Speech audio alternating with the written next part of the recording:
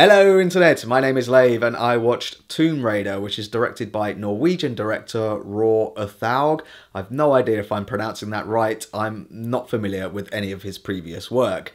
However, I am a child of the 80s, so I am familiar with Lara Croft. I have very fond memories of playing the games back in the day on the old PlayStation 1. I remember she had such a lovely pair of guns.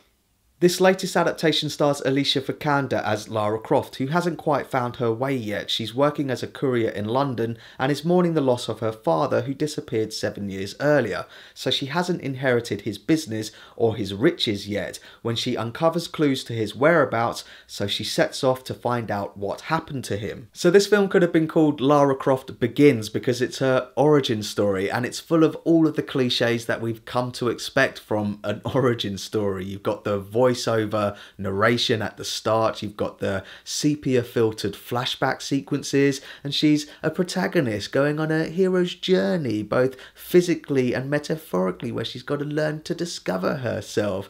It's full of all of the tropes, but you know what?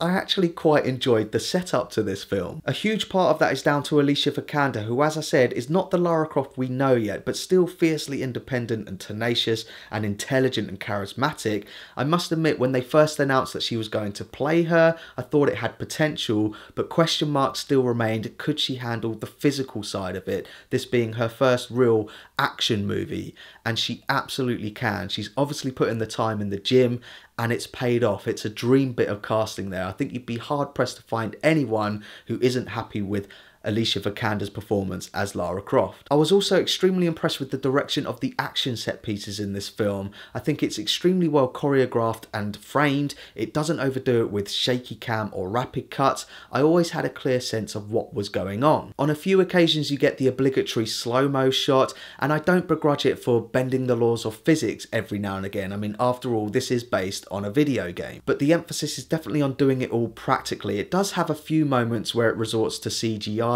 which is a bit of a mixed bag, but overall I think it does a decent job. So far so good, but this movie definitely stutters. About halfway through, this thing happens and everyone in my screening just collectively gave out this groan, and I could feel everyone's eyes rolling in the back of their heads.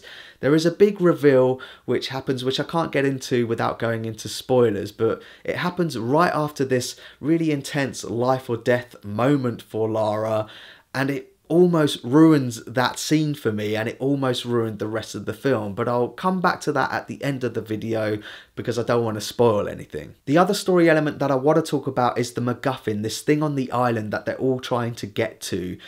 Often in action, adventure, archaeology movies, the supernatural element can often tip the scales and make it too silly. I think sometimes it works, like Indiana Jones, Raiders of the Lost Ark and The Last Crusade gets it right, but then the other Lara Croft films with Angelina Jolie is when the scales go a bit too far and it gets a bit silly. However, in this one, they've taken a more grounded approach. There is a recurring line where they talk about myths and legends being born out of reality, and they take the same approach to it in this, and I liked it. Don't get me wrong, they do exaggerate it a little bit, but I did like their approach to it. There are a couple of other positives which also turn into negatives. For example, people get injured and they seem to stay injured, but then later on in the film it doesn't seem to matter anymore. For example, someone gets shot and they seem to forget about it, but overall, I think this is a fairly decent action-adventure movie. So that's my thoughts on Tomb Raider, and pause the video if you want to take a closer look at my enjoyment tracker now. I really had low expectations going into this one, and don't get me wrong, it's not an amazing film, but I think it gets a lot of things right.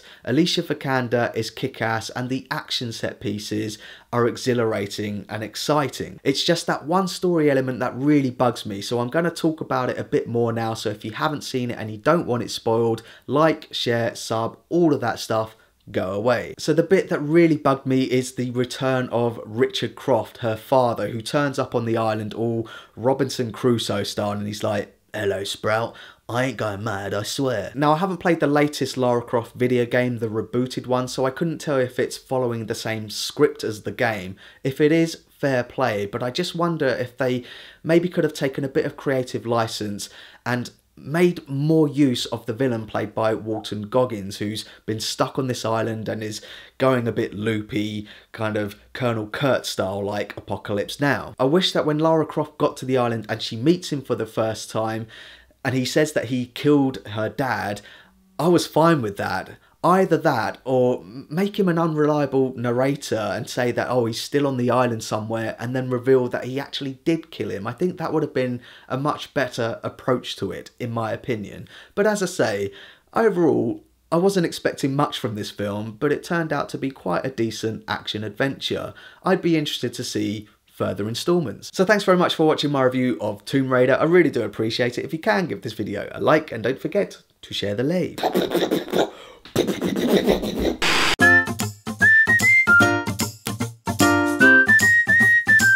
Subscribe